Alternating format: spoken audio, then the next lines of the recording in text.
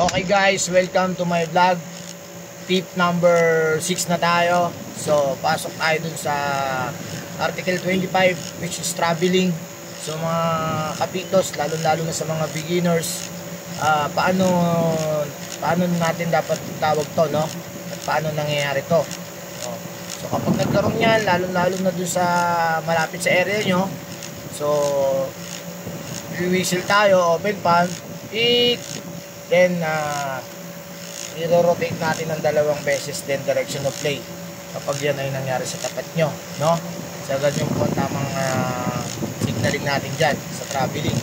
So, paano naman po ito nagiging violation sa isang player, no?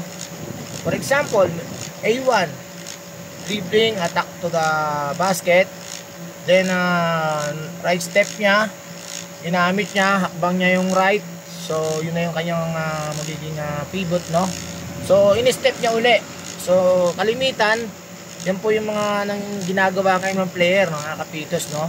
Kapag ganyan po yung naging sitwasyon o act ng player, same foot, right or left, so tatawagan po natin siya ng traveling, no? Malinaw po ba yan sa mga bago? Direction of play palagi. So salamat sa bagong kaalaman at bagong tip na aking hinatid para sa inyo. Sana magamit niyo po sa inyong pang mga game sa darating na mga araw, no?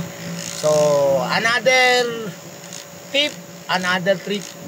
Okay, God bless you all guys. Be safe always. Bye bye.